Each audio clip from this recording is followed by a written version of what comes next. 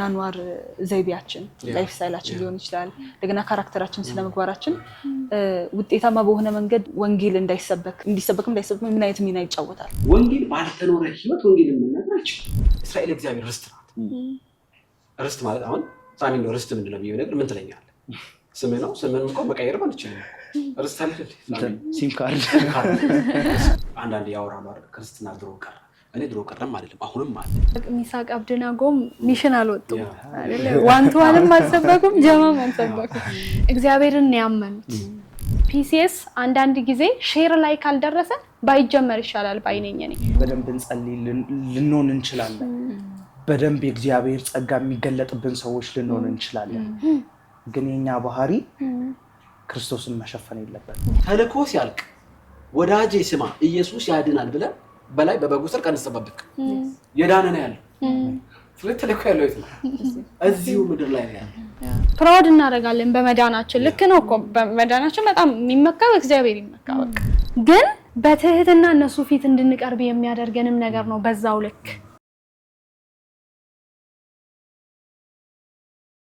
የናንተ ሐሳብ ላይ ደግሞ ለመጨመር አንዳንድ ጊዜ ደግሞ የሚረሳው ነገር ምንድነው ሰልፍ ራይቸስነስም አለ አንስታችሁታል በተወሰነ ግን እንዴት ነው ለምሳሌ ፈሪሳውያን የተሸገሩበት ነገር እኛ ነው ይዳግነው ሌላው በቃ they're too far off በቃ ብሎ ነው የሚያስቡትና አንዳንድ ጊዜ ክርስቲያኖች ምን አይነት ፕሮብሌም ውስጥ ልንገባ እንችላለን በቃ እንዴ እነሱ እኮ አይፈልጉም ብሎ ማሰብ የሆነ ጭፍን አስተሳሰብ ሊኖርን ይችላል እነሱ በቃ ኦሬዲ አይ እንደዚህ አይነት ነገር መስማት አይፈልጉም ብለን አስበን ወንጌልን ሳናካፍል ልንቀር እንችላለንና እንደሱ አይነት ነገር ማስቀረት ይኖርብናል ብዬ አስባለሁ ያ ሌላው ደግሞ ይሄ የአናኗር ዘይቤያችን ላይፍ ስታይላችን ሊሆን ይችላል ለገና ካራክተራችን ስለመግባራችን ውጤታማ በሆነ መንገድ ወንጌል እንዲሰበክም ምን አይነት ሚና ይጫወታል እኔ ይሄ በጣም ኢንትረስቲንግ የሆነ ጥያቄ ነው ደስ የሚል ጥሩ ጥያቄ ነውና ቅድም ሳሚም ሲያነሳ ነበር የአብርሃም ጥሪ 7 በረከት እግዚአብሔር ሲባርከው አብርሃም ከዚህ ቀደም የሚያውቀው ድምጽ አይደለም ከእግዚአብሔር ጋር እንተሚሳል ነበር ከጣዖት አምላክ በከለዳውያን ኡር ምድር የሚኖር ከጣዖት አምላክ ቤተሰብ ውስጥ የተገኘ ሰው ነው አይደል 11 ላይ አብርሃም ከታራም ከሚባል ቤተሰብና እግዚአብሔር አብርሃም ሲጠራው ምን አለው መጨረሻው በረከት 7ኛው በረከት ባንተ የምድር ነገሮችን ይባርካል የትኞቹን የምድር ነገሮች 11 ላይ ተበተኑ 10 ላይ ተበተኑ እነሱ ምን አደረጋል የሚል ሐሳብ ነው ስለዚህ ወንጌል ባልተኖረ ህይወት ወንጌል የምንነግራችሁ ይሄን ሐሳብ ለማየት ኢየሱስ ክርስቶስ ምድር ላይ በነበረበት ቆይታ ደቀ መዛሙርቶቹ በነበረው አንድ ቀን እንደው እንካን እናገኝበት ብለው ኢንቴንሽናሊ ቢከታተሉ ፈጽሞ አይገኝም አንዱን በህይወታቸው ትልቅ ተስፋ ፈጠረው እና እሞታለሁ እንደሚሞት እንኳን ሲነግራቸው ወርድ ብቻ ቃል ብቻ ለምትናካ አድርጎ ነው ያሳያቸው ለምን እንደሚሞት እንዲያውቁ አድርጎ ማለት ነው እንደሚነሳም ሲነግር ተነስቶ ነው ያሳያቸው ስለዚህ ወንጌል በተኖረ ህይወት ኢቭን ከሱ ጋር በነበራቸው ቆይታ በጣም ነው ብዙ ነገር ተቋርጾ አይተውጣሉ አንደኛ ዮሐንስ ላይ እንደዛ አይደል ይሄን ሐሳብ ሲያወራ ዮሐንስ ያየነው በመጀመሪያ የነበረው ያንን ቃል ያየነው የሰማነው ያየነው ልጆቻችን የዳሰስነው ለእናንተ ያዩትን ነው ተነካክ ንክቻቸው እንዲያወሩ ያስገድዳቸው አለ ይሄንን ሐሳብ በመችና እንደ በተመረጠችው እስራኤል እንኳን ይሄን ታሪክ ማለት እስራኤልን እግዚአብሔር ሲመርጣ አብርሃም ይመጣል ሲያቅ ያዕቆብ እስራኤል የሚባል ልጅ ይመጣል ዘጸአት 19 ላይ ይሄን ስናይ ሙሴ ወደ እግዚአብሔር ተራራ ወጣ እግዚአብሔር ለያዕቆብ ለእስራኤል የምትነግረው ይሄንን በግብጽ የሚያደርጉት በነስርም ከተሸክሜ ድራሴ እንዴት እንዳወጣዋችሁ ምንም አይነት ዶክመንተሪ ፊልም አስፈልግ ይሄን ታውቃላችሁ እና ሲል አሁን ትእዛዜ ልትጠብቁ ቃል ኪዳኔን ልትጠብቁ እናንተ ከአሕዛብ ሁሉ የተመረጠ ርስት ነው እስራኤል የማን ርስት ነው የእግዚአብሔር ርስት ነው ከዛ ምንም ምድር እንኳን የኔ ብትሆንም ይላልና እናንተ የንጉስ ካህን የተቀደሰ ህዝብ ናችሁ እስራኤልን ሲመርጥ እኔ በአያቱ ቤት የሚያድግ ልጅ አስተውላችሁ ከሆነ አይቆነጠጥ አሽሞንም ነው እንዴ የሚፈልገው እንዴ ተደረገለት እንድታደጋ እስራኤል እግዚአብሔር ይጣል እዚህ ጋር እንዲላታል ሰሚር ዝናይ እስራኤል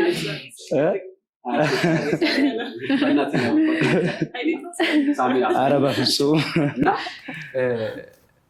የንጉሥ ካህን የተቀደሰ ሕዝብ ይላል። እኔ እዚህ ጋር እንድናይ የምፈልገው እስራኤል እግዚአብሔር ርስት ናት። ርስት ማለት አሁን ሳሚ ነው ርስት ምንድን ነው የሚለው ነገር ምን ትለኛለህ? ስምህ ነው። ስምህን እንኳን መቀየር ማለት ይችላል።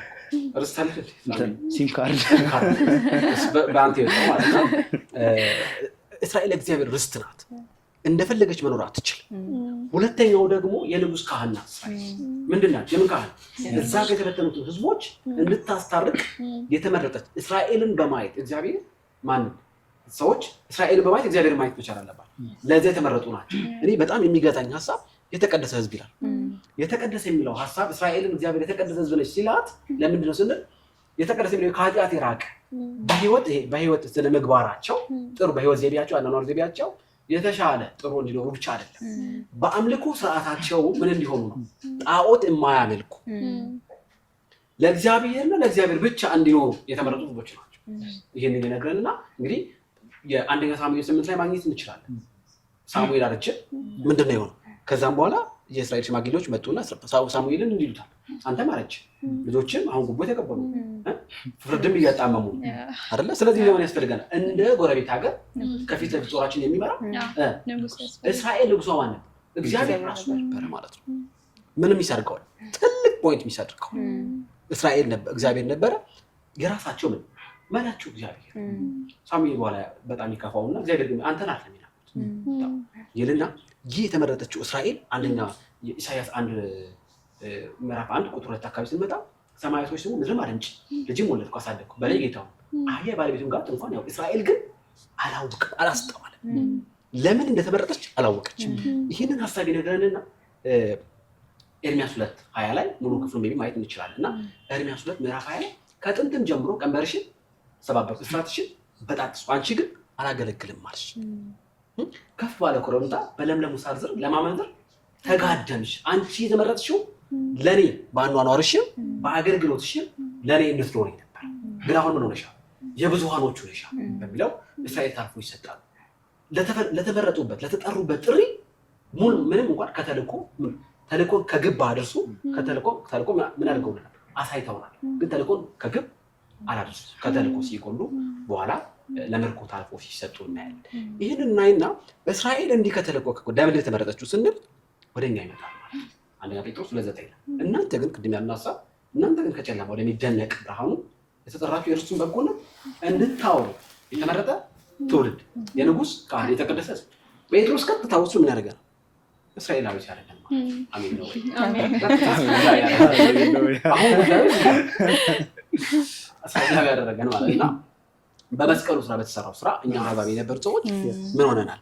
ይሄን ከሆነን የግል የአኗኗር ዘይቤያችን ወንጌልን ለመስበክ ምን ያክል ፓወር አለው ለሚለው እዚህ ጋር ነው ጥያቄው። እስራኤልን እንደዛ አየንና በጣም ከተልኮ ጎደች አይገርምም ብለን ካለፍን እኛ ጋር ይመጣል ማለት ነው። እኛ ምን ሆነናል? አሁን ብዙ ጊዜ ወገን አልነበራችሁ ወገናችሁ አሜን ምህረተን እሱ ላይ ለምንድን ምን ቆይ ምንድን እንድናደርግ ተጠራ? የእርሱን በጎነት እንድናወራ የተመረጠን ትውልድ ነን። የንጉሥ ካህን አይደለ? እንደ አዲስ ኪዳን አማኝ የንጉሥ ካህን ከዛ የተቀደሰ ብለን ካልን አሁን እዚህ ጋር ነው ማለት ነው። ዶርም ላይ ስንኖር በዶርም ህይወታችን ስንኖር እንደ ተማሪ አውድ ከግቢም ውጭ ይችላል እንደሌላ አንዳንድ ሰምታችሁ ከሆነ አቦ ሲጣኔን አታምጣው በሚል አይነት ከኪሱ ይስጣኔ ይሄ ዶርም ላይ ስንኖር የተቀደሰ ህይወት ለሚለው በግል የአኗኗር ዘይቤያችን በስነ ምግባር በጣም ኢንቴንሽናል ይሄ ክርስትና እንደ አክሽን የለው። እስኪ አሁን አንድ በተሰጣው ድራማ ላይ አይደለ ገጸ ባህሪ ሰጥና አንድ በጣም ትሁት የሆነ ሰው በጣም ቁጡ ነው ይሰራል። ፕሮግራም ያለቀን አይደል ቤንቴ መምሰል ያለ አይደለ ሁሌ ኢንቴንሽናል እንኖረው የሚገባ ጉዳይ መልካም ስራችንን አይተው በሰማይ ያለው አምላካችን እንዲያመሰግኑታል ብርሃናቸው ሰው ፊት ህይወታችን አንዳንዴ ሰምታችሁ ወጣ አረሱማ ምንም አረሱ እኔ ገጥሞኛ ቃል በእውነት ነው የሚነግራችሁና በዶርም በሚኖረን ህይወት ይሄ አሁን ኖርማል የሚለው ቃል ራሱ ኖርማል ነው አስተውላችሁ ኖርማል ነው አለና የተቀደሰ ህይወት ለሚለው ዶርም ስንኖር እንደ ዲፓርትመንት እንደ ክላስ ፈተና ተፈትነው ወጥተህ አንተን ፊት ተጨማዶ እሱም ተጨማዶ በነገሮች መሳካትና ለመሳካት ከሆነ ደስታክ ለምን እየኖርክ እንዳለ ከዘነጋ ነገሩ በቃ ግብ አይመታልንም ማለት ነው። የግል አኗኗር ዘይቤያችን በጣም በማስተዋል ቢያንስ እንኳን እላለሁ ለሰዎች ክርስቶስን ማሳየት ባንችል መሰናክል ባንሆን ማለት መሰናክል ባንሆን አንዳንድ ያወራሉ አይደል ክርስትና ድሮ ቀረ እኔ ድሮ ቀረም አይደለም አሁንም አለ ክርስትና ታሪክ አውርተሽ የምታልፊው ነገር አይደለ ስለዚህ የግል አኗኗራችን ላይ በጣም ስንኖር እንደ ተማሪ ግቢ ውስጥ ስንኖር በጣም በማስተዋል ግቢ ውስጥ በሚኖረን የ5 ዓመት የ6 ዓመት 7 ዓመት ቆይታ በጣም ኢንቴንሽናሊ ልንኖረው የሚገባ ጉዳይ ነው እኔ እዚህ ላይ ግቢ ካምፓስ ያለው ወልዲያ ዩኒቨርሲቲ ነው ግራጁዌት ያደረኩትና በመጀመሪያው ዓመት ላይ በጣም የገጠመኝ ቻሌንጅ አለ በጣም ነው ማለት ነው አዳር ሁሉ ነው ማለት ነው እና ፈተና ግን አይሰራልኝ ያው ግጭ በጣም የብዙዎች ቻሌንጅ እውነት ጌታ ፊት ለመናገር ፈተና እንዴት ነበር ያብዬ ሲሉ እግዚአብሔር ይመስገን ጥሩ ነው ግን የት ነው ማለት ነው ሽንት ቤት ነው ማለት ነው ወይ ዶርም ነው ማለት ተደብቄ ነው ማለት ነው ለምንድን ነው ኢንቴንሽናሊ በቃ እኔ ክርስቲያን ነኝ ስለዚህ ምን ማድረግ አለብኝ መጠንቀቅ አለብኝ በሚል ህይወት እመላለስ ነበር እግዚአብሔር ግን ደግሞ አላሳፈረኝ እግዚአብሔር የኖሩለትንም ያከበሩለትንም ማክበር ወረባይዘው ያቀበታል ለእግዚአብሔር ብለን ይህን ኢንቴንሽናሊ እየኖርን ከሆነ ከፈተና ወጥተን አሁን ጓደኞቻችን ግቢ ውስጥ ነው ግቢ ውስጥ ላሉ ተማሪዎች ከፈተና እንደወጡ ናይት ክለብ ጭፈራ ቤት እንደፈለገው የሚባል ህይወት በተኖረ ጊዜ ነገሮች ያበቃሉ እስራኤል እንደ ባለች ጊዜ ነገር ያበቃው ክርስቲያን እንደ ነው አይኖርም አይደለም እንኳን እኔ አይደለም ክርስቲያን አሁን ወደ ትዳር ወደ ቤት ማመጣው እኔ ባለቤቴ እንደ ጎረቤት ብትል ህይወት እኮ ከባድ ነው አይሆንም ሰው ሊኖር የሚገባው እንደ ቤቱ ነው ማለት ነው አይደል ክርስቲያን ሊኖር የሚገባው ህይወት አለ በጣም በማስተዋል ለሌሎች እንቅፋት ላለመሆን የእያንዳንዱ እንቅስቃሴ ዶርም ስንኖር ስትጸልይለት መዝሙር ስትሰማ ስታነብ ቢያንስ ሰዎች እኔ ይሄኛውን ሀሳብ በጣም ድምፅ ካለው ከተከሸነ ቃላት በላይ በተኖረ ህይወት ውስጥ ወንጌል ባይዞይ በጣም ፓወርፉል ነው ባይዞይ በተከሸነ ባልተኖረ ህይወት ውስጥ ከተከሸኑ ቃላት እና ትርጉም ካላቸው ቃላቶች ይልቅ በተኖረ ህይወት ውስጥ ያለ ዝምታ በዛ ውስጥ ያለው ድምፅ በጣም ፓወርፉል ነው ይስባል ስለዚህ ስንኖር እንደ ክርስቲያን ጊዜያዊ ነን እኛ የክርስቶስ ምንድነው አምባሳደሮች የክርስቶስ እንደራሴዎች ነን ስለዚህ ስንኖር ሀገሩ በሰማይ እንደሆነ ሰው እድሜ 80 ሲሆን 70 እየከፋ ሲሄድ ወይ ስንታመም ሞት ሲለን ሳይሆን እንደሚሄድ ሰው ሀገሩ በሰማይ እንደሆነ ሰው ነው መንቀሳቀስ ያለብንና ይሄ ሀሳብ በጣም ይሄ ጥያቄ የግል ህይወት አኗኗር በጣም ጥንቃቄ አድርገን ልንኖር ይገባል ያቡ ብዙ ነገር ነክቶታል እነ ሲድራቅ ሚሳቅ አብደናጎም ሚሽን አልወጡም አይደለ ዋንቷንም አልሰበኩም ጀማም አልሰበኩም እግዚአብሔርን ያመኑት እና እምነታቸው ሲሰራ አየና ንጉሱ ካሁን በኋላ አለ በእስራኤል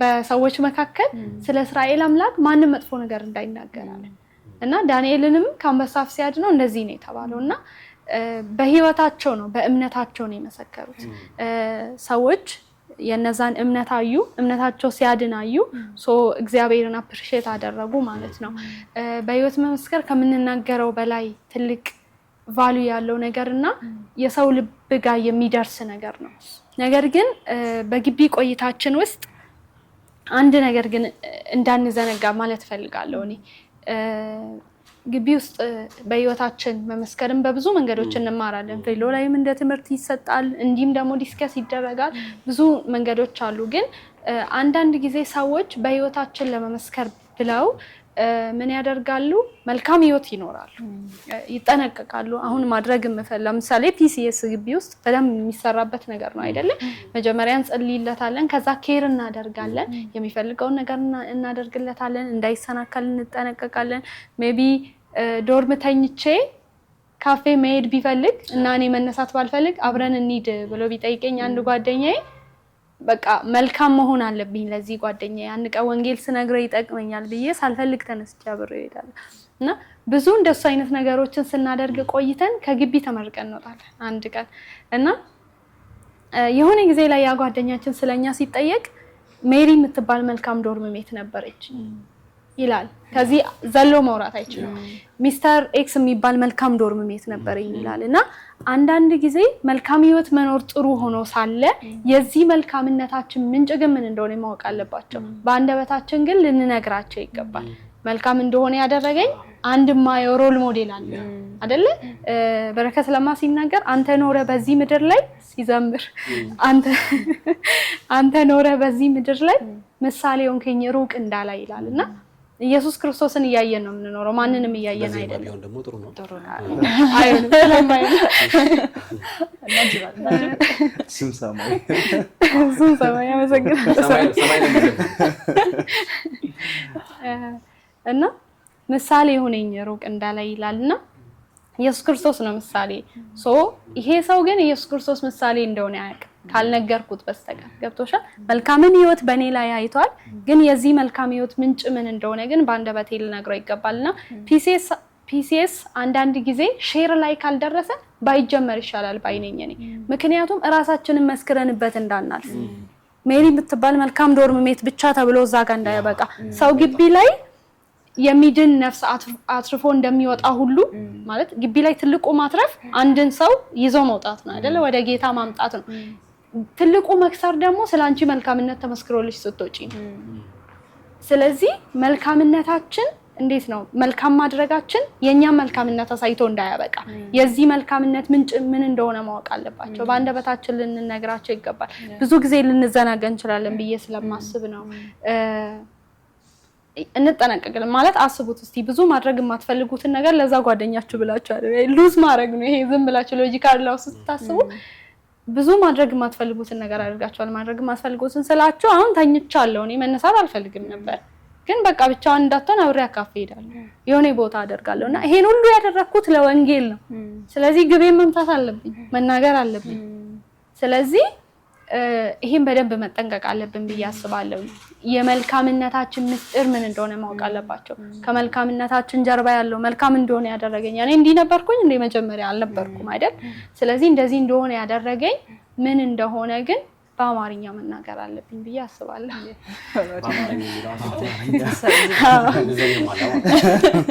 በማንኛውም ቋንቋ ኢቭን ማለት ነው። አሁን ለምሳሌ ስለ እግዚአብሔር ማወቅና እግዚአብሔርን ማወቅ ራሱ በጣም ፍጹም የተለያየ ነገር ነው። አሁን እግዚአብሔርን አውቀን ስንኖር በቃ እግዚአብሔርን ሞር ሪዘምብል ማድረግ እንችላለን። በህይወታችን ውስጥ እግዚአብሔርን ማሳየት እንችላለን አይደለ? ለምሳሌ ስለ ይሁዳ ሳስብ ኢየሱስ ክርስቶስ ግን ያውቀው ነበር እላለሁ። ስለሱ ሊያውቅ ይችላል፣ ግን እውነት እሱን ያውቀው ነበር። ምክንያቱም ሲያድን እያየ ነበር፣ ይቅር ሲል ያቺን ኃጢአተኛ ሴትዮ ሲያነሳ ይቅር ሲላት እያየ ነበር። ግን ራሱ የራሱ ኃጢአት ጋር ሲመጣ ግን ሄዶ እሱን ይቅርታ ማለት እሱ ፊት መንበርከክ እሱን ፊት መፈለግ አቃተውና መርሳት የሌለብን ነገር በቃ እግዚአብሔርን እንደሚያውቅ ሰው መኖር የሚለውን ነገር መርሳት የለብንም። ምክንያቱም አንቺ እንዳልሽው በኋላ ላይ እሱ ነው እንደዚህ ያደረገኝ እሱን ስለማውቀው ነው እንደዚህ ሆንኩት ብለን ወደ እግዚአብሔር መጠቆም እንችላለን ማለት ነው። አንድ ኤንድ ኦፍ ዘ ዴይ እና ይሄንን ማስታወስ ይኖርብናል ብዬ አስባለሁ። እዚህ ጋር አንድ ነገር ልጨምርና ላወጣው ነበረ የሆነ ክፍል ወደ ልቤ መጥቶ ነበርና ሐሳቡን ልበለው። መጽሐፍ ቅዱስ ሲናገር አንደኛ ቆሮንቶስ ሁለተኛ ቆሮንቶስ ብቻ ቆሮንቶስ ላይ እንደሆነ ነው የማውቀው ይሄ እናንተ የክርስቶስ መዓዛ ናችሁ የሚለው ቦታ ማለት ነው። እናንተ የክርስቶስ ምንድን ናችሁ?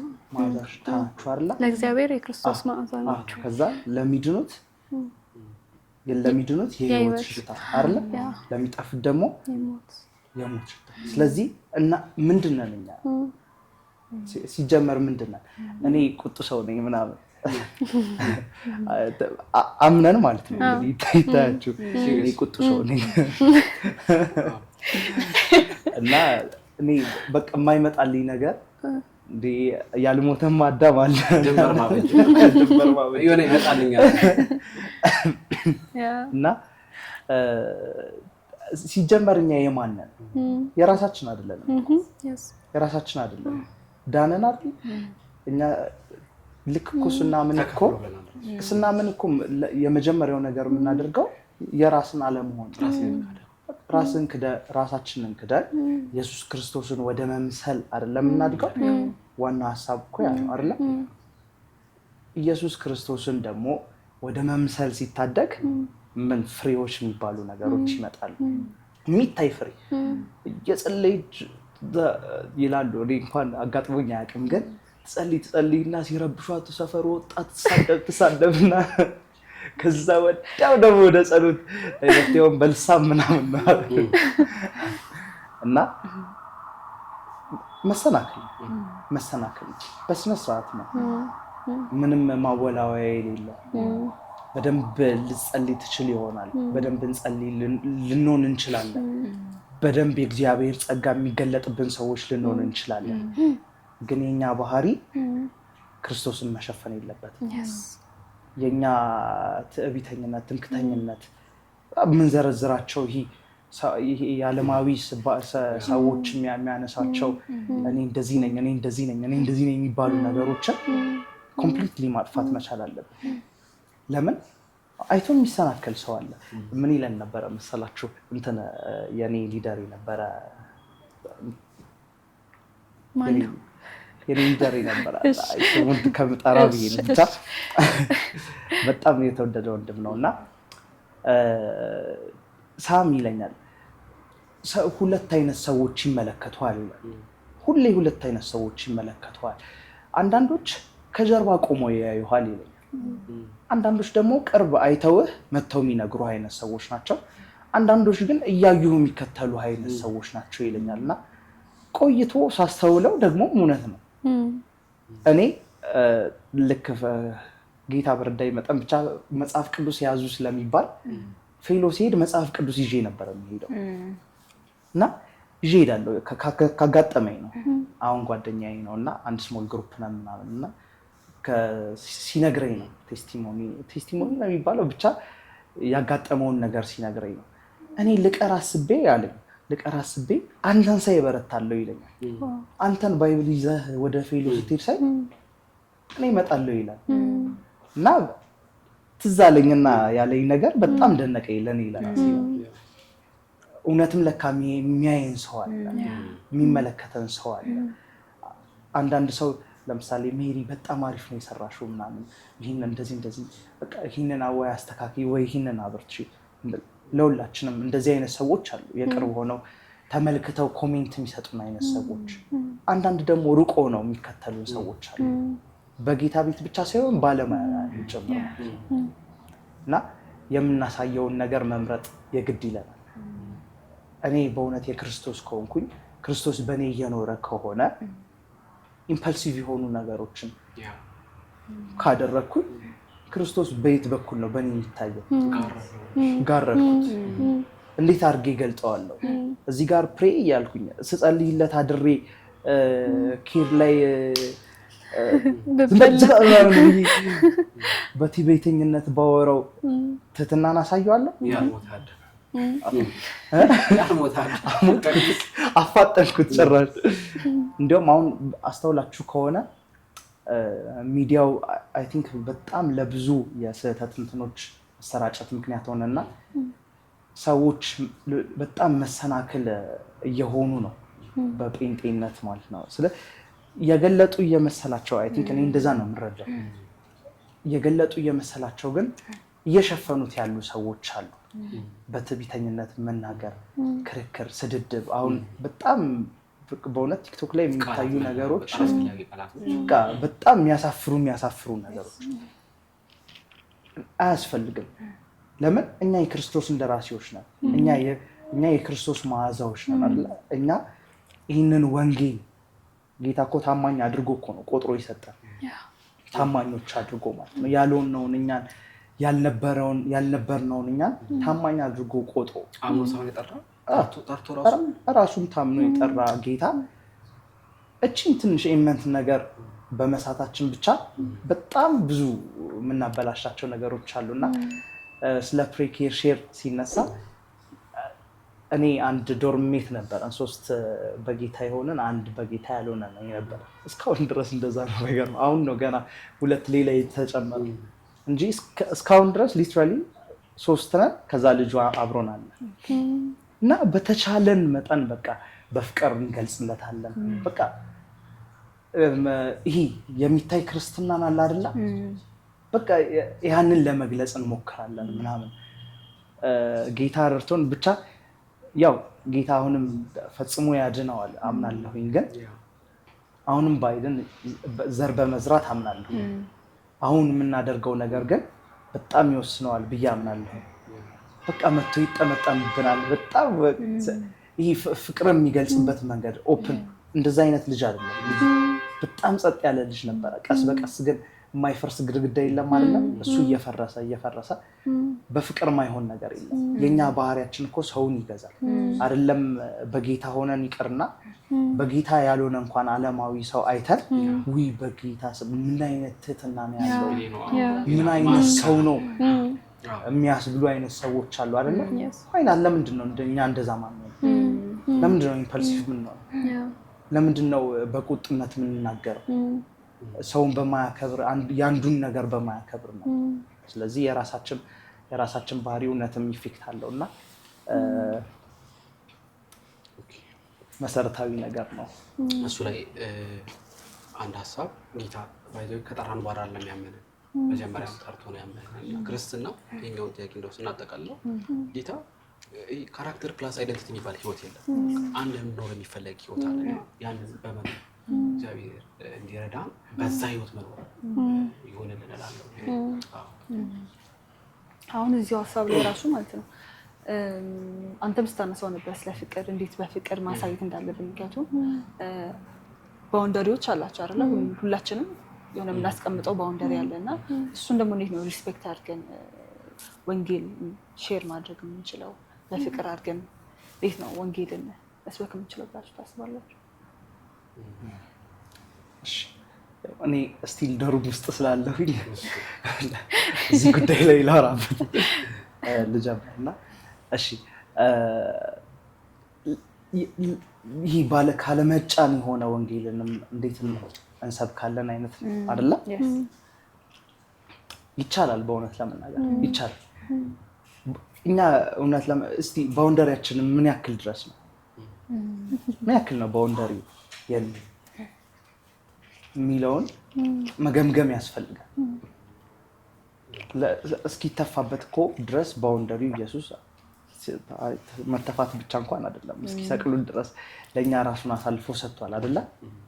ባውንደሪውን አጥፍቶ ማለት እኮ ነፍሴን እኮ ላነሳትም ልጥላትም መብት አለኝ እያለ የሚል ጌታ ነው።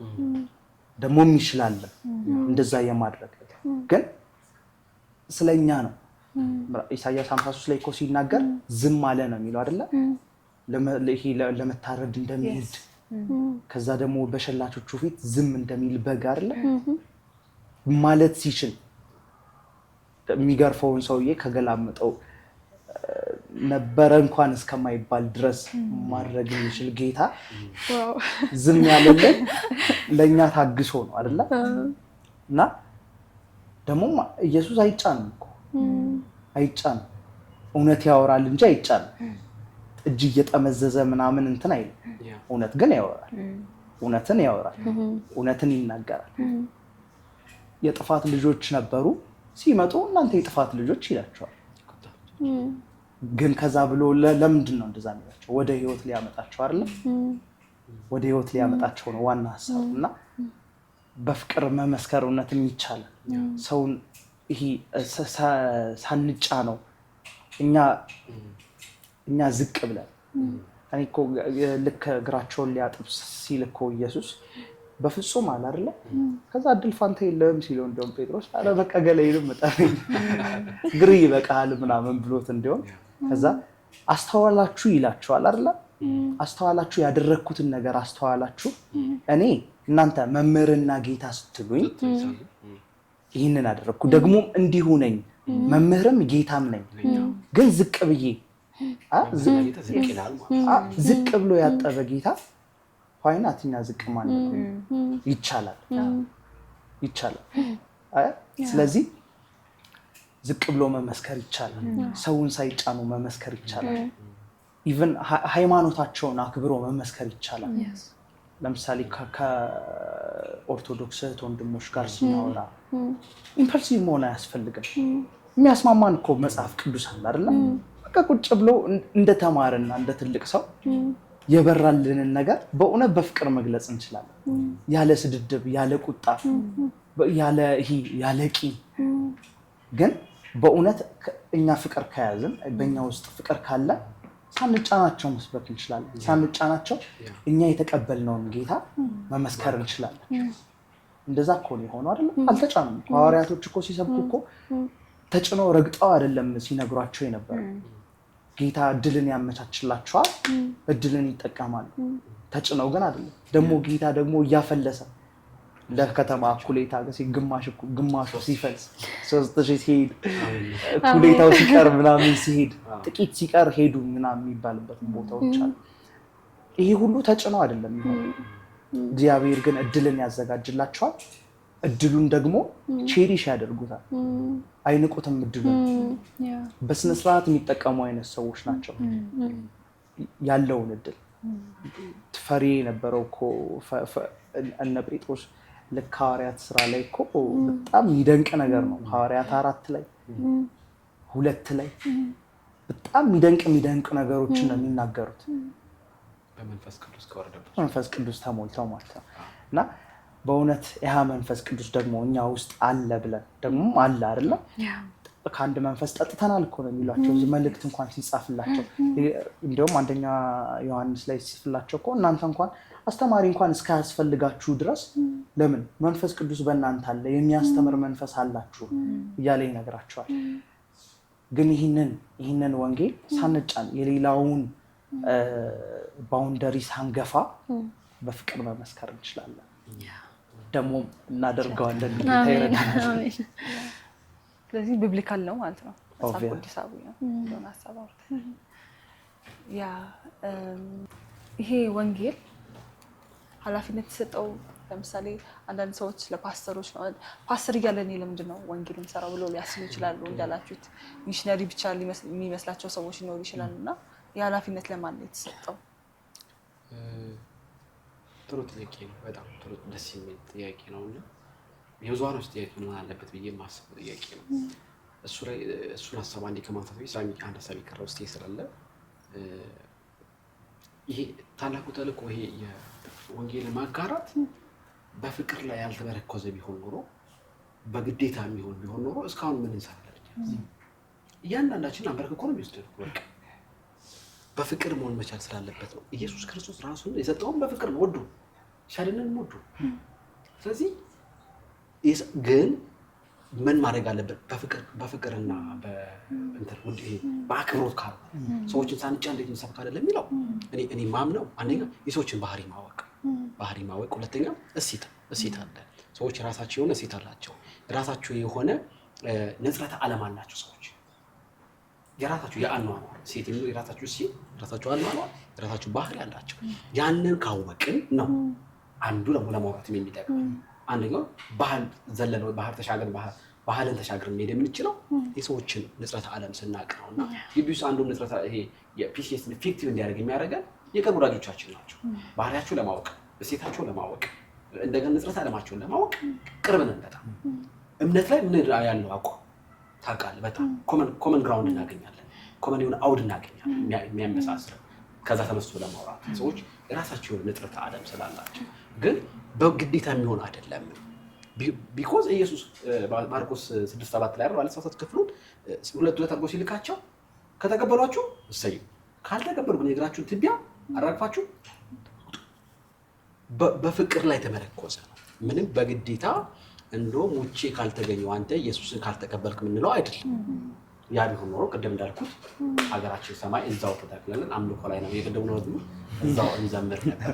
ለዚህ ነው አሁን ለጠየቅሽ ጥያቄ መጽሐፍ ቅዱስ ተልእኮን በተመለከተ ለማን ተሰጠ ነው ይመስለናል የሚለው እኔ መጽሐፍ ቅዱስ ራሱ ተልእኮን እየተወጣ ያለ የሁሉን ቻይ አምላክ ታሪክ ነው አይደል? ተልእኮን እየተወጣ የሁሉን ቻይ አምላክ የፐርስፔክቲቭ ኦን ዘ ወርልድ ዋና አዘጋጅ የሆነ ስቲቭ ሃውተር ይሄን ሀሳብ ሲናገር መጽሐፍ ቅዱስ እንደሚገባ የምንረዳው ተልእኮን እንደ አከርካሪ አጥንቱ ስንረዳው መጽሐፍ ቅዱስ እንደ አከርካሪ አጥንቱ ስንረዳ አከርካሪ አጥንቱ የቱ ጋር ያለው ሳሚ እንደሱ ምን ስናደርግ አሳየህ እንደሱ ስንረዳ ነው ምን የሚሆነው በጣም ገብቶናል። ስለዚህ መጽሐፍ ቅዱስ የተጻፈው እንደኔ መልከታ ስቲቭ አውተር የተናገረው ሰው እንደኔ ደግሞ መጽሐፍ ቅዱስ የተጻፈው ምን ስላለ ተልኮ ስላለ ቅድምም ብያለሁ ተልኮ ሲያልቅ ወዳጄ ስማ ኢየሱስ ያድናል ብለን በላይ በበጉ ስር ቀንሰባብክ የዳነ ነው ያለው ስለዚህ ተልኮ ያለው የት ነው እዚሁ ምድር ላይ ነው ያለው ቅድም ብያለሁ እንደ ቤተክርስቲያንም ስናድግ ያየነው የሆነ ታይም ላይ በርቶልን ካልሆነ በስተቀር እኮ የወንጌላዊ ስራ ነው የሚመስለው ወይ ነጭ ሚሽነሪ ነው የምንጠብቀው ወይ የሚመጣ እኔ ጋብቻው እንዴ ምልከታ ያለው እኔ እንደዛ ስለታየኝ ነውና የአንድ ቡድን ወይም የወንጌል ስርጭት ቡድኖች ጀማ በየመንገድ ፀሐይ ላይ ሲጮሁ በጣም ሲጮሁ የሚለው ቃል ኔጌቲቭሊ ሳይሆን ሲያወሩ በጣም ያን ወይ የገባቸው እውነት በጣም በጣም በቃ ፓወርፉል ሆኖ ሲያወሩ እናያለንና ይሄ መጽሐፍ ቅዱስ ለማን ነው የተሰጠው ለሚለው ለዳነው አማኝ ሁሉ ነው የተሰጠው እኔ የኔ አይደለም የምንለው ገሸሽ ገፋ ምናረጋው አይደለም አለዛ የመዳናችን ጉዳይ አጠራጣሪ ወይ አልገባንም ወይ ሲኦልን አይተን መተን እንደገና ወደ ቅድሙ ጥያቄ የምንመለስ ስለዚህ ግን አሁን ቅድም ብያለሁ እንደ ቤተክርስቲያን እኔ በጣም መንቃታ አሁን በጣም ጥሩ መነቃቃት ላይ ነው እውነት ለማለት ይሄ ማይካድ ሀቅ ነው ቤተክርስቲያን አሁን በጣም እኔ እንደውም አንድ ቤተክርስቲያን 400 ምዕመን ካላት በወር አንድ ግለሰብ 50 ብር መስጠት ከቻለ 20 ሺህ ብር ነው የሚመጣው በወር ያ 20 ሺህ ብር አሁን ባለው የሚሽነሪ ደሞዝ 3 ሚሽነሪ ሊከፍል ይችላል ሀገር ውስጥ ስንት ብር 50 ብር ስለዚህ ተልኮ ይሄኛውን ስራ የአንድ የፓስተሩ የወንጌላዊ ስራ አይደለም ብለን ካሰብ የኔ ነው ካልን ምን ይፈልጋል የተሰጠ ልብ ይፈልጋል ለተጠራበት ጥሪ የሚኖር ክርስቲያን ያስፈልጋል ታዲያ መጽሐፍ ቅዱስ ተልኮን በተመለከተ ለማን የሰጠው ስንል ለዳነው አማኝ በሙሉ የተሰጠው የአንድ የፓስተር ጉዳይ አይደለም የወንጌላዊ ጉዳይ አይደለም ሐሳቡን ተቀበል ስናረጋው እንደ ቤተክርስቲያን ሆነ እንደ ግቢ ውስጥ ስናይ ወንጌል መውጣት ወንጌል ስርጭትን መውጣት ሲመች ያለ የምትወጣው ከዚህ ምልከታ ይሄኛው ፐርስፔክቲቫችን በጣም ሊቀየር ይገባል ዛሬ ወንጌል ስርጭት እኔ አይመችም እኔ ወጋው ይሄ አይመችም የሚባል ነገር የለም አሜን የመዳን ቀን ዛሬ ነው ያለ መጽሐፍ ቅዱስ ይሄን የምንቃረንበት ምን ማለት መችልና አላይ በበጉ ሰርግ ለማናገኘው ድኖ ከመጣ በሌላ ሰው አድርሶ ከመጣ ባንተና እኔ ለራሳችን ምቾት በመጠንቀቅ ለራሳችን የኮምፈርት ዞን ውስጥ በመቆየት ውስጥ ሰው ያጣ ይሄ የወንጌል ስራ እንደ ግቢ ተማሪ ዶርምል አለው ለዶርምል አለው እኔ ባወራው ይደብሮ ይሆናል በሚል ሺ ለሱ መጠንቀቅ ቅድም እንዳወራ ነው ዘላለሙ ነው የምናጠው ስለዚህ የሁሉም ክርስቲያን የተጠራው ክርስቲያን ሁሉ ምንድነው ግዴታ አይደል በቃ ሊያወራው ይሄ እግዚአብሔርን የምንፈልገው ለጥያቄዎቻችን ብቻ አይደለም እግዚአብሔር የኔና አንተ ጉዳይ አስፈጻሚ ነው ጠበቃ ነው እግዚአብሔር ጉዳያችን ላይ እሱ ኢንቫይት ያደረገ ጣልቃ ገብነት የምንፈልገው ከዚህ ያለፈ ነው እግዚአብሔር መፈለግ ያለበት እግዚአብሔር ለኛ እንደሚያስፈልገው ለሰዎች ሁሉ እንደሚያስፈልገን ደርንረዳ ይገባል ስለዚህ ተልኮ ለዳነው አማኝ ሁሉ የተሰጠ ምንድነው ስራ ያ በደንብ ወርቷል አሁን ተማምነናል ብዬ አስባለሁ ተልኮ የሁሉም ሰው ስራ እንደሆነ የሆነ ግሩፕ አይደለም የኢቫንጀሊስት ቲም አይደለም የሚሽነሪም አይደለም የእያንዳንዳችን ነው ስለዚህ በዚህ ስራ ውስጥ በንቃት መሳተፍ እንዴት እንችላለን ማለት አሁን ገብቶናል የሁላችንም ስራ እንደሆነ እንዴት ልግባ ወጣል እዚህ መስመር ውስጥ እንዴት ልግባ ምን አድርጌ ልሳተፍ በዚህ መስመር ውስጥ እኔ አንድ በወንጌል ስርጭት ውስጥ ትልቅ ድራይቪንግ ፎርስ ብዬ የማስበው ነገር አለ ወንጌል እንድንሰራ ድራይቭ የሚያደርገን አንድ ትልቅ ፎርስ አለ ምንድነው የእግዚአብሔርን መፈለግ ማወቅ ማለትም ወንጌል እንድሰራ እኔ እግዚአብሔር ምን ያህል ይፈልጋል ይሄን ጥያቄ ማወቅ ትልቅ ድራይቪንግ ፎርስ ነው ሁላችንም ወንጌል መመስከር እንፈልጋለን አይደል አሁን ከተረዳነው መንጻር ተነስተን ፍላጎት ሊያድርብን ይችላል ወንጌል የመመስከር ግን ከዛ በላይ እግዚአብሔር ምን ያህል ይፈልጋል እሱን መረዳት ትልቅ ድራይቪንግ ፎርስ ነው ብዬ አስባለሁኝ ሩቅ የምንሄድበት መንገድ በዛ መንገድ ስለሆነ ማለት ነው ሌላኛው መንገድ ደግሞ ሳሚ ቅድም እያለ ነበረ እኛ የክርስቶስ ልብ አለ የክርስቶስ ልብ ደግሞ ፈላጊ ነው አይደለ የሰው ልጅ የጠፋው ሊፈልግ መጣ ይላል ኢየሱስ ራሱና ፈላጊ ነው እኔ በጣም የሚገርመኝ ኢየሱስ ክርስቶስ ወደ ኢየሩሳሌም ሲገባ ባየው ውርንጭላ ላይ ተቀምጦ ኦሳና ያለ ይቀበሉት ነበር በእግዚአብሔር ስም የሚመጣ የተባረከ ነው አሁን አድን ይሉት ነበርና ኢየሱስ ግን ይላል ማለት ደስ ብሏቸው ሴሌብሬት ያደረጉ ነው ሲቀበሉት የነበረው ኢየሱስ ግን ወደ ከተማይቱ በቀረበ ጊዜ አለቀሰ ይላል ከዛ ለምንድን ያለቀሰው ብለው ወደታች ሄደን ስናይ እንደዚህ አለ ምን አለ ለድነትሽ የሚሆነውን አሁን ብታውቂ ምን አለ ለድነትሽ የሚሆነውን ዛሬ ብታውቂ አሁን ግን አለ ከዓይንሽ ተሰውሯል ብሎ አለቀሰ ይላልና በየዶርማችን በየቤታችን ጎረቤቶቻችን ያልዳኑ ቤተሰቦቻችን ብዙ ቦታ ያሉ ያላመኑ ሰዎች ከዓይናቸው ተሰውሯል ምን አለ ብታውቁ ብለን እኛ የክርስቶስ ልብ አለን አይደለ አይዴንቲቲያችን ነው አይደለ የክርስቶስ ልብ ፈላጊ ነው አይደለ ስለዚህ ምን አለ ብታውቁ ብለን ለነዛ ምንቃትት ሰዎች ነን ይሄ እናድርግ እንደዛ ሆኖ ማለት አይደለም ማንነታችን እንደዚህ ነን በቃ ይሄን መረዳት አለብን ይሄን ማወቅ አለብን እኛ የሚጠፉ ሰዎችን ስናይ የምናለቅስ የምናዝን ምን አለ ለድነታችሁ የሚሆነውን ዛሬ ብታውቁ እኔ አንድ ነገር አምናለሁ ሰው ሃይማኖት ያለው ሰው የትኛው ሃይማኖት ይሁን የሚከተለው መንገድ አለውና ጠይቁት አስቆማችሁ እኔ በመሰከርኩበት አጋጣሚ ሁሉ ሲኦል ነው መንግስተ ሰማያት መግባት ነው የምፈልገው በየጠየኳቸው ሰዎች ከ99% በላይ መንግስተ ሰማይ ነው መግባት የምፈልገው ብለውኛል ሲኦል መግባት ፈልጋለሁ ያለኝ ሰው አላገኘም ሶ ሁሉም ሰው መንግስተ ሰማይ መግባት ይፈልጋል ያ በጣም ከባድ ያ ሁሉም ሰው መንግስተ ሰማይ መግባት ይፈልጋል እና የሆነ መንገድ እየተከተለ ነው መንገዱ ልክ ይሁን አይሁን ግን የሆነ መንገድ እየተከተለ ነውና ልክ የሆነው መንገድ ማለት ወደ ሰማይ ወደ መንግስተ ሰማይ የሚያስገባው መንገድ እናንተ ያዛችሁት መንገድ እንደሆነ ቢያቅ 100% ቢረዳ ሪጀክት የሚያደርጋችሁ ይመስላችኋል እኔ አይመስለኝም አላወቀም በቃ ፖይንቱ ስላላወቀ ነው ለድነትሽ የሚሆነውን አላወቅሽም ኢየሱስ ክርስቶስን በመስቀል ላይ ሆኖ እኮ ሲል የነበረው እንደዚህ ነው የሚያደርጉትን አያውቁምና ይቅር በላቸው ማለት እሱ ነው በቃ ማለት ያህዌ ብሎ የሚከተሉት አምላክ አላቸው እስራኤላውያን ናቸው እንዴት ነው ያህዌ ላከላቸውን የእግዚአብሔር ልጅ የሚሰቅሉት አይደረግም አላወቁት በቃ የሚያደርጉትን አያውቁምና ይቅር በላቸው ሁለተኛ ቆሮንቶስ ምዕራፍ 5 ላይም ሲናገር ጳውሎስ እግዚአብሔር በክርስቶስ ኢየሱስ ሆኖ ዓለምን ከራሱ ጋር ያስታርቅ ነበር ይልና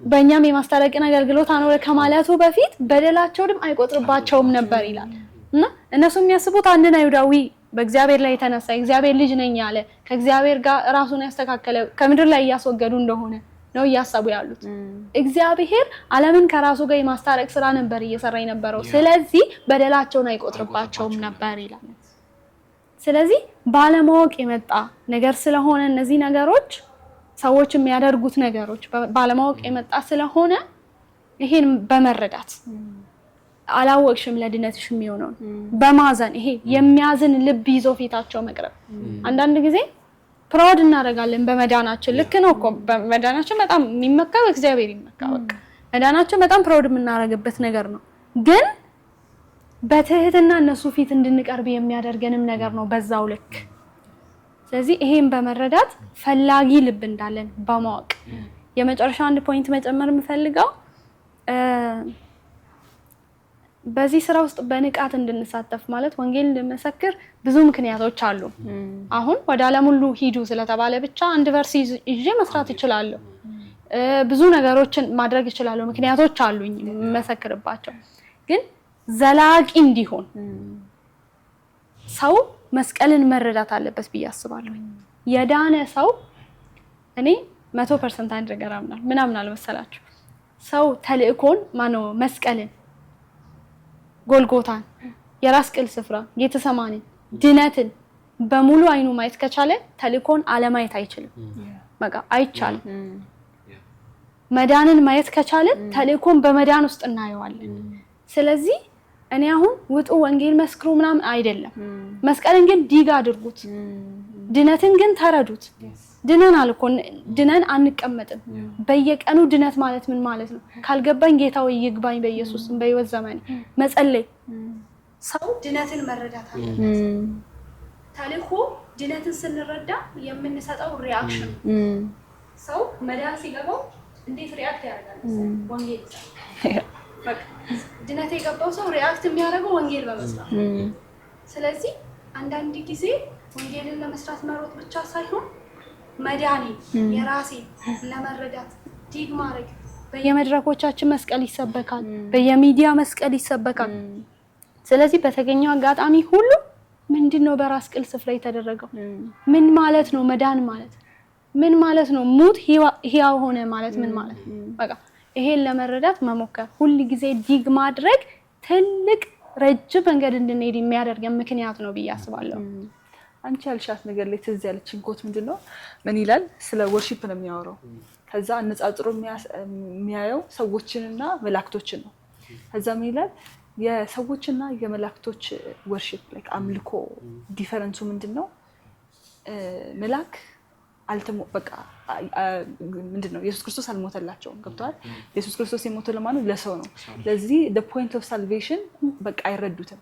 እኛ ግን በቃ ሳልቬሽንን አይተን መዳንን አይተን ድነትን አይተን በቃ ማምለክ እንችላለን። እና ይሄ ነው ዲፈረንሱ ብሎ ያወራልና እሱ እዚህ ጋር ነበር በጣም ሊገባን እንደሚገባ ማለት ነው። ይሄ የዳንበት ጸጋ መስቀሉ ያልሽው ሀሳብ ማለት ነው። በዩኒቨርሲቲ ውስጥ እንዴት ነው ዩኒቨርሲቲ ውስጥ መግባታችን ወንጌልን ከመስበክ ጋር እንዴት ነው ልንረዳው የምንችለው?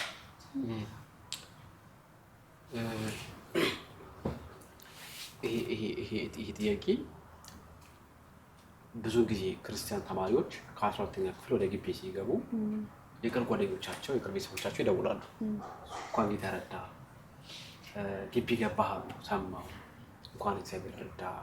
ቤተሰብም ተሰብስቦ የምስጋና ፕሮግራም የጸሎት ፕሮግራም ያዘጋጃል። ጥሩ ነው፣ በጣም ኢንትረስቲንግ ነው። እሱ እንደዛ መደረግ ነው። በአንተ ህይወት እግዚአብሔር ስላደረገላቸው ሰዎች እግዚአብሔር እንዲያመሰግኑት በጣም የሚወደድ ነገር ነው። ግን ያ ግለሰብ ወይ ደግሞ ያ ተማሪ ግቢ ከሄደ በኋላ የሚሆነው ህይወት ብዙ ጊዜ ይገርመኛል። አስተውላችሁ ከሆነ ግቢ ከገቡ በኋላ ዲፓርትመንት ኤክስፔክት አድርጎ የሚሄዱ ዲፓርትመንት አለ። ይህም ባይዘው ጤነኝነት ነው ዲፓርትመንት አስበው መሄድ። በተጨማሪ ደግሞ የግቢውን ኮምፈርት ዞን የራሳቸውን ኮምፈርት ዞን ከግቢው ጋር ይመችኛል አይመቸኝም አየሩ የሚለውን ያያል እንጂ ኢንቴንሽናሊ ወደ ግቢ ሲመጣ እግዚአብሔር እዚህ የላከኝ with the purpose ለሆነ ምክንያት የሚል ክርስቲያን በጣም ጥቂት የራሱን ኮምፈርት ዞን ካመቻቸ በኋላ ነው የሚያስበው ይሄ ዲፓርትመንት ነገ ያበላኛል አያበላኝ። እኔ አሁን ብዙ ጊዜ ይገርመኛል። ሜቢ ትምህርትን ይሄ መማርን እያጣጣልኩ አይደለም፣ በጌታ ፍቅር ይሄን እንድትረዱኝ ይፈልጋልና አሁን የኤሌክትሪክ ተማሪ እኔ በበጉ ሰርግ እኮ የሚዘረጋ ኤሌክትሪክ የለም እኮ ሰማይ አይሻገርም። እንዲሁ የጤና ተማሪ በጉ መድኃኒታችን አንድ ደነነ መንገብ ሰማይ አይሻገር ማለት ምድር ላይ ይሄኛው ዲፓርትመንት ያበላኛል ጤነኝነት ነው ጥሩ ነው። ግን የራስን ኮምፈርት ዞን ካመቻቸን በኋላ ነው ወይ የእግዚአብሔርን የተልእኮ የዚህ የተልእኮን ጉዳይ እንደ ሁለተኛ አማራጭ የምናየው? እግዚአብሔር የሆነ ዶርም ሲያመጣን ስፔስ አዳሪ የታደረ ላይብረሪ የታደረ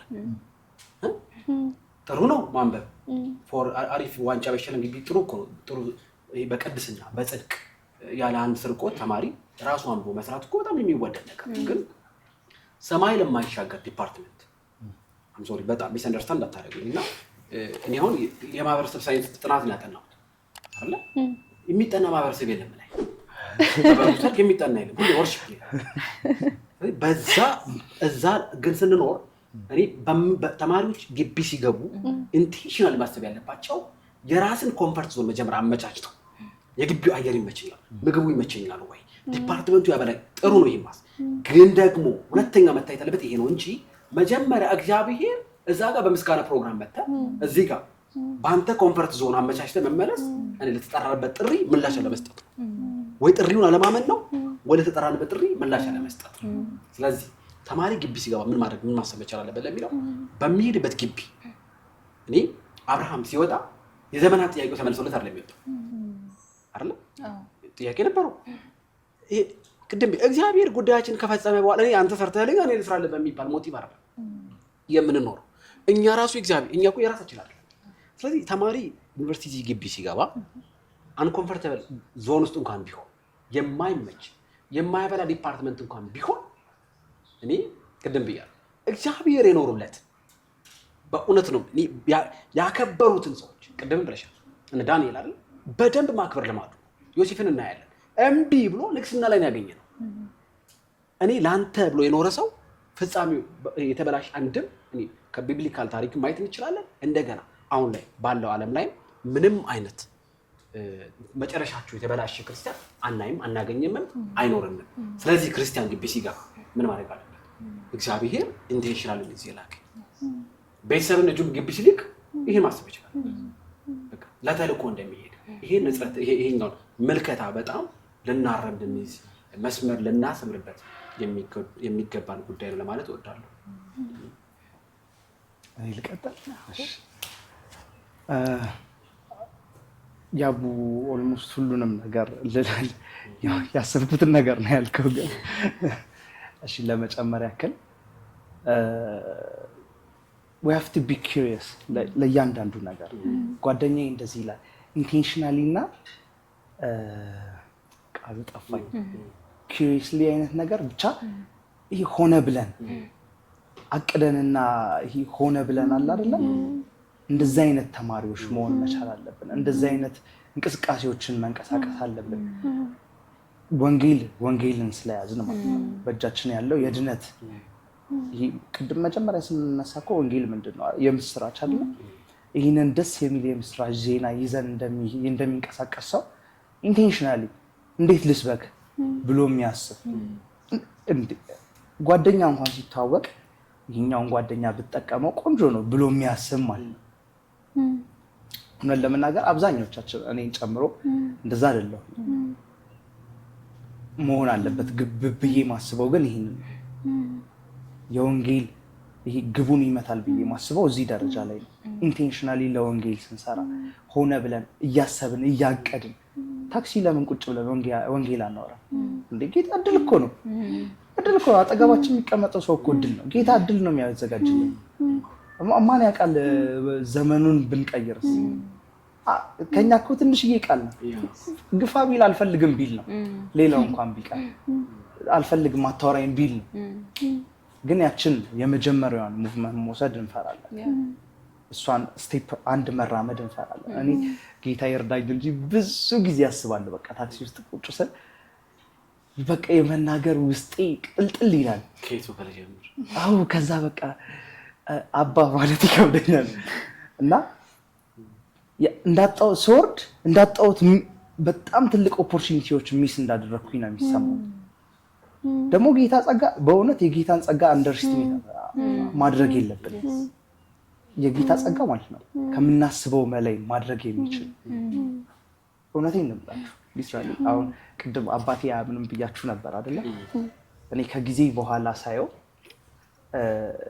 ጌታ በፊቱ ሞገስን ሰጥቶ የሚቆጣኝ አባቴ ማለት ነው በፊት ቸርች ሄደ ነው ሳይሆን እሱ እንዲከታተሉን አድርጎ ምናምን የሚቆጣ ሰው አሁን ጌታ ምስክር ስንሄድ መንገድ ላይ ምናምን ቤተክርስቲያን ላይ ሲደርስ እኔ ልፍ ብዬ ጠብቀውና ተሳልሞ ምናምን ይመጣል። እጄን ይዞ የሚሄደው አሁንም እጄን ይዞ ይሄዳል። በሱ ፊት ጌታ ሞገስን ሰጠኝ። እኔ ሳላውቀው እኔ እዚህ ኖሮዬን እየኖርኩ ነው። እኔ እዚህ ለጌታ እየተጋሁ ነው። ያው ራሴን እንትን ለማለት ሳይሆን ብቻ ተርታችሁኛል አይደለ? በቻልኩት አቅም እየሮጥኩኝ ነው። ከዛ አይጥልም። እግዚአብሔር መጽሐፍ ቅዱስ ሲናገር እኮ ያገለግሉትን ይረሳ ዘንድ እግዚአብሔር አመፀኛ አምላክ አይደለም አይደል? አመፀኛ አምላክ አይደለም፣ የሚከፍል አምላክ። በቃ በዚህ ምድር ሆነ በላይኛው በእርግጥ የሆነ ቦታ ላይ ዕብራውያን 11 ላይ አይ ቲንክ እቺ ምድር አልተገባችንም ብለው በምድረ በዳ ተቀበዘበዙ፣ ለሰይፍ ተላልፈው ተሰጡ ከሚሉት ከእንደዛ አይነት ዴስቲኒ ካላቸው ሰዎች ውጭ ኢቭን እነሱን እንኳን እኮ በሰማይ እኮ ያከብራቸዋል በስነ ስርዓት። ለምን? አመፀኛ አምላክ ስላይደለ። እና እኔ ራሱ በቃ በጣም የመጀመሪያ ቀን አልገባችሁም። የመጀመሪያ ቀን እንደዛ ምፈራው አባቴ ልክ እዛ ጊዮርጊስ ቤተክርስቲያን ጋር ነው ልክ ሲሳለም፣ ከዛ እኔ ልፈው እየጠበቅኩት ካሁን ተቆጣኝ እያልኩኝ ከዛ እያወራን ነበረ። በቃ ቀጠል ኖረች ነው በትንግርት ነው የሆነብኝ በእውነት። እና እኔ አሁን በቃ ይሄ በፊት አሁን እሱ የሚለኝን ነገሮች ጠብቃለሁ እንዲለኝ፣ አሁን ደግሞ አይለኝም። ለምን እንደሆነ አላውቅም ብቻ። እና ኢንቴንሽናሊ የምንሰራ አይነት ሰዎች መሆን አለብን። ሆነ ብለን ስለ ወንጌል ሆነ ብለን እያንዳንዱን ኦፖርቹኒቲ የምንጠቀም አይነት ሰዎች መሆን አለብን። ያቡ ግቢ ሲገባ ሰው ተናግረዋል። ካፌ ቁጭ ብለን እኮ በጣም ብዙ የጨነቀው ሰው አለ። በጣም ብዙ ኩዌሽን የሆነበት ሰው አለ። ህይወት እንዴት እየተካሄደ እንዳለ ግራ የገባው ሰው አለ። ለምንድን ነው አንተ ግን ማትጨነቀው? ሰው አጋጥሟችሁ አያውቅም? ምንድን ነው የምትጨነቂው? ለምንድን ነው አንቺ ማትጨነቂው ብለሽ? ይህ እኮ ትልቅ ኦፖርቹኒቲ ነው። በጌታ ስለማምን ስላረፍኩኝ ነው። ይሄ ነው እኮ በቃ ኢንቴንሽናሊ ወንጌልን ለመስራት ስናስብ እያንዳንዱን ነገር እንደ እድል እንጠቀመዋለን። እንደ እድል የምንከተል አይነት ሰዎች እንኖራለን እና ኢንቴንሽናሊ እና ሆነ ብለን እያቀድን ወንጌልን የምንሰራ ሰዎች መሆን አለብን ብዬ ነው። ግቢ መምጣታችን ለወንጌል ነው ወይ የሚለውን ጥያቄ 100% ለወንጌል ነው። እኔ ከግቢ ግራጁዌት አድርጌ ስወጣ ቲሜ የሰጠኝ አንድ ቨርስ ነበረ። የተበተኑትም ቃሉን እየሰበኩ ዞሩ ይላል እና ከግቢ እየተበተሽ ነው ቀጥይ ማለታቸው ነው እና ከቤታችን ወተን ከሃይስኩል ላይፍ እናትና አባት ቤት ከመኖር ወተን ወደ ግቢ ስንመጣ ወንጌል እንድንሰብክ ስንበተን ቃሉን እየሰበክን እንድንዞር ነው እና ግቢ ለተጠቀመበት ሰው ዲግሪ መማሪያ አይደለም፣ እግዚአብሔርን መማሪያ ነው። ግቢው ሰው ከቻለበት እግዚአብሔርን ተምሮ ይወጣል። እኔ ምድረ በዳ እንላለን አይደል? ሁላችንም ስፔሻሊ ደግሞ እኛ ግቢ እና ወደ ምድረ በዳ ወስዳታለሁ ለልቧ ወራል በቃ የልቤን ለልቧ አጫውታታለሁ ይላል እና እግዚአብሔር ወደዚህ ስፍራ አምጥተው የልቡን ይነግረናል። የእግዚአብሔር ልብ ደግሞ ወንጌል ነው ሁላችንም እንደምናውቀውና ወደ እግዚአብሔር ተጠግተን የእግዚአብሔርን ልብ የምንማርበት ቦታ ነው። ዲግሪ መማሪያ አይደለም። እስቲ አስቡት ማለት ማንኛውም ሰው ያላመነ አይደለም እግዚአብሔር የለም ብሎ የሚያምን ሰው ዲግሪ ካንቺ በላይ ይዞ ይወጣል አይደል? እኔ ምንድነው ትልቅ ላተርፍ የምችለው ከዚህ ግቢ ከተባለ እኔ እግዚአብሔርን እማረዋለሁ። እዚህ ግቢ ለብቻ ያገኘኛል እግዚአብሔር። ከቤተሰብ ውጪ ያገኘኛል፣ ከጓደኛ ውጪ ያገኘኛል። ለብቻ እግዚአብሔርን ማወራበት ቦታ በጣም ትልቅ ቦታ፣ ሰው ከቻለበት በጣም ሊያተርፍበት ስፔሻሊ ደግሞ አሁን እየገቡ ላሉ ለፈርስት ይር ሰከንድ ይር ሰርድ ይር በጣም በቃ ሰው የሚያተርፍበት ቦታ ቢኖር ግቢ ነው። በቃ ብዙ አመት እየመነዘርን የምንጠቀምበት መጨረሻ አካባቢ እኔ ጂሲ ያለውኝ የወጣ አንድ መዝሙር ነበር። መዝሙር ማለት አበዛው ስለኝ እና አንድ የሃና ተክሌና በረከት ፍቃዱ ናት ብቻ ሁለት ሰዎች አንድ ላይ ያወጡት መዝሙር ነገር ነውና ህይወቴን አገኘ ይላል። ማለት አልባከነም ፍቅር ሌላ ምንም ነገር ባይሆን ፍቅር አልባከነም፣ እኔን አግኝቷል፣ እኔን አትርፈህበታል እና ከግቢ ጨርሳችሁ ስትወጡ ወደ ኋላችሁ ስታዩ አትሊስት የእግዚአብሔር ፍቅር እኔን አግኝቶኛል፣ አሁን አልባከነም ፍቅር እግዚአብሔር እኔ ላይ ኢንቨስት አድርጓል፣ አሁን መመለስ እችላለሁ፣ በመኖርበት ዘመን ሁሉ ያንን መመለስ እችላለሁ፣ ያንን ህይወት መኖር እችላለሁ። ስለዚህ ትልቁ እግዚአብሔር ሰው ላይ ኢንቨስት የሚያደርግበት ቦታ ቢኖር ብዬ የማስበው እኔ ግቢ ነው። ግቢ በምንኖርበት ጊዜ የእግዚአብሔር ፍቅር የሚያገኘን ቦታ፣ እኛ ለእግዚአብሔር አቬለብል የምንሆንበት ቦታ ነው። ስለዚህ ተልከናል ወይ? አዎ በሚገባ። ከመላክም የበለጠ ለወደፊት ለሚኖር ህይወታችን ትልቅ ስንቅ የምናገኝበት ቦታ ነው ብዬ አስባለሁ። አንድ እዚህ ጋር እንትን ልበልና ቅድም ያልኳችሁ ሊደሪ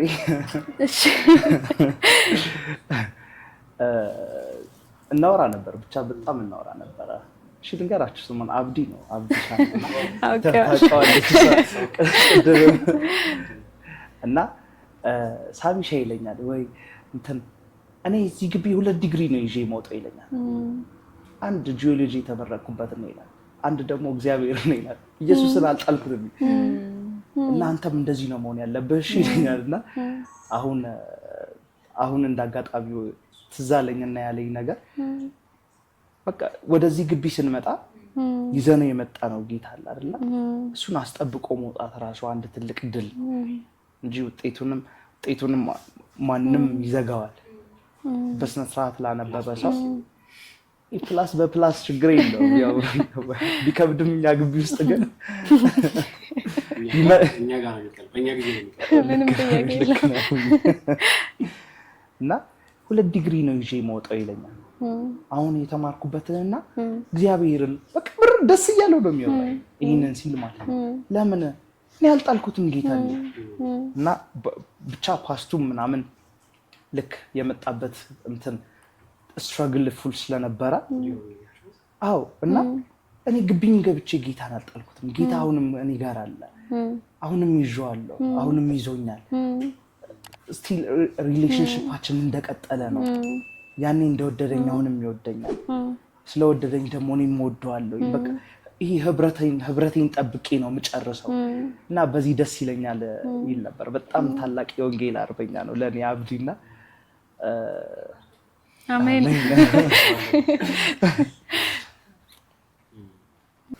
የመጨረሻው ዲስከስ የምናደርግበት ፖይንት ደግሞ በህይወታችን ውስጥ መውጣትና መውረድ ሊያጋጥመን ይችላል። ስፔሻሊ በመንፈሳዊ ህይወታችን ውስጥ እና እንዴት ነው ይሄንን ወንጌል ሳንለቀው በቃ የሙጥኝ ብለን ይዘን መቀጠል የምንችለው? እሺ ልክ ነው። በቃ በክርስትና ህይወት ውስጥ ሁሌ ከፍታ የለም። አንዳንዴ ደግሞ እንወድቃለን እና መጽሐፍ ቅዱስን ሲናገር እንደዚህ ነው ለሚለው ስጋ በመንፈስ መንፈስም ደግሞ በስጋ ላይ ይበረቱ ይወዳሉ እና አይደል እና እንትኖች ይሄ ቻሌንጆች አሉ፣ መድከሞች ሊኖሩ ይችላሉ። ግን ስቲል እግዚአብሔር ፊት አለመቅረት ዳዊትን እኮ ዳዊት እንደ ልብ የሚያስብለው ኃጢአት ሳይሰራ ቀርቷል ወይም ደግሞ ሳይደክም ቀርቷል። እግዚአብሔር የማይፈልገውን ነገር ሳያደርግ ቀርቷል። ግን ይዞ ነገሩ የሚመጣው እግዚአብሔር ፊት ነው። ወደቀ እግዚአብሔር ፊት ነው። ጌታ ሆይ ማረኝ እያለ ጌታ ሆይ እርዳኝ የሚጮህ ሰው ነው እና እኛም ከዳዊት ልብ ተካፋዮች ሆነን ደግሞ እንዳመነ በጌታ በኢየሱስ ክርስቶስ እንዳመነ ክርስቲያን ልክ ነው መውደቅ መነሳት ይሆናል። ስለዚህ የትውልድ ሁልጊዜ ሊረዳን የሚችል ጸጋ ወደ ጸጋው ዙፋን ፊት በመቅረብ እና ጸጋ ደግሞ ይረዳል። አሁን ደግሞ ሀሳባችንን ጠቅላላ አድርገን ፓርተን እግዚአብሔር ይመስገን። እኔ ስለነበረን ጊዜ በጣም ደስተኛ ነኝ። እግዚአብሔር ስለረዳ እዚሁ እርስ በራስ እንማማርም ስለነበረ የመጨረሻው ጥያቄ በመንፈሳዊ ህይወት ለደከሙ ምን መልእክት አላችሁ ወይ ደግሞ ልታስተላልፋችሁ ለሚለው እሱን ሀሳብ አንስቼ ማጠቃለያ አድርጌ አልፋለሁ። እኔ ለእነሱ ብዬ የማስበው የማንቂያ ደወል መደወል የሚለውን ቃሉ እጠቀምበታለሁ። ማስተባበር የሚለው በዛ ውስጥ ምን ማድረግ ነው? አንደኛው ስናስተባብር ሌሎች ጋር ለመድረስ ነው የምንሄደው። ሁለተኛው ደግሞ እንዲሁ በጌታ ሆኖ ከዚህ ቀደም ጥሩ የህይወት የወንጌል ምስክርነት የሚመሰክሩ በጣም ለወንጌል ጥሩ ልብ ያላቸው ሰዎች አሁን ሊደክሙ ይችላሉ። እነሱን ማድረግ አለብን። እኛው ራሳችን ደግሞ ምን ማድረግ አለብን? ማንቃት። ሲጠፋ ለምን የጠፋው? ለምን ባክ ያደረግከው? ለምን እየወጣ አይደለም የሚለውን መጠቀም እንደ አንድ አማራጭ እንደ አንድ የመፍትሄ አድርጌ ወስዳሉ። ሌላኛው ኢየሱስ ክርስቶስ ማቴዎስ 9:37 ላይ መህሩ ብዙ ነው።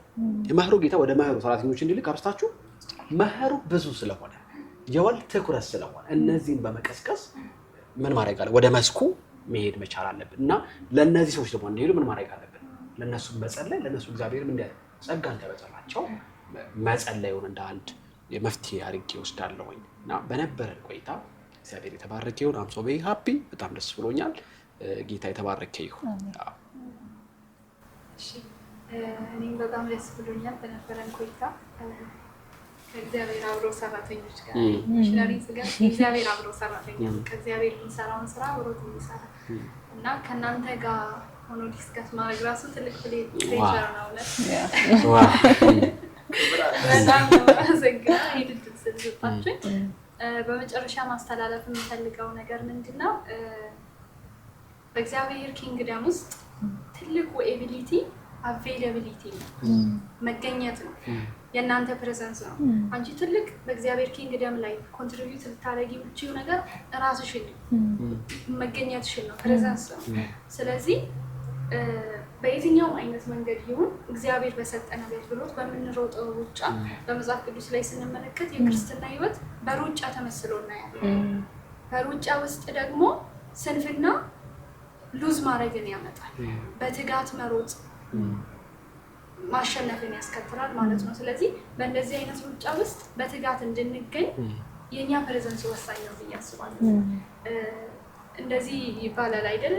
ከአይን የራቀ ከልብ የራቀ ነው ይባላል። ማየት ጥሩ ነው። አንዳንድ ጊዜ ምንም ብንደክም ምንም ያለንበት ነገር መልካም ባይሆን ፕሬዘንሳችን ወሳኝ ነገር ነው።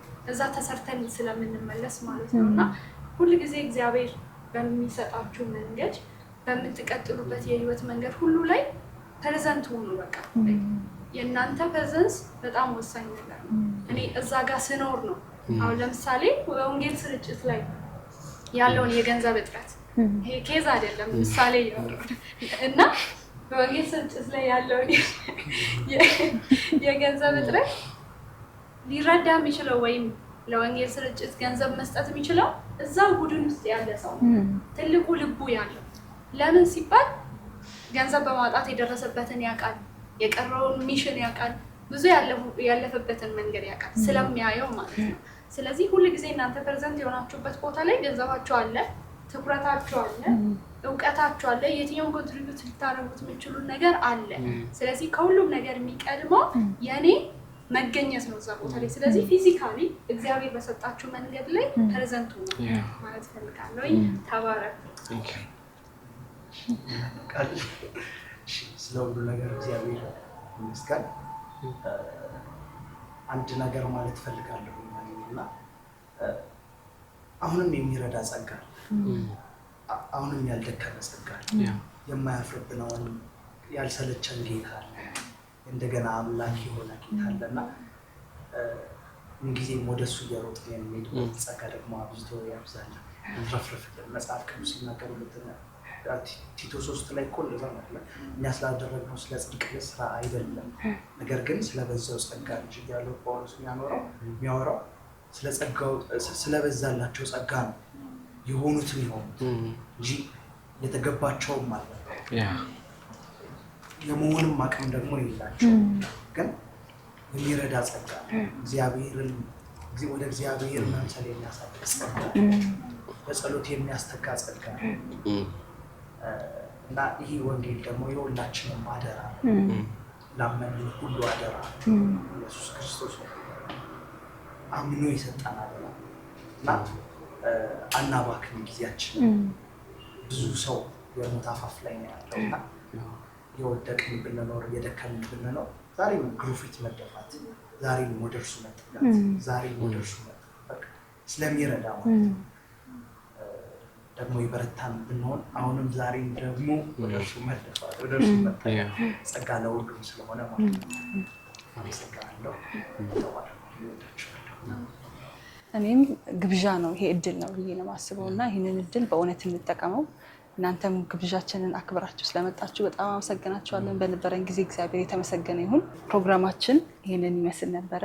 እግዚአብሔር ይባርካችሁ።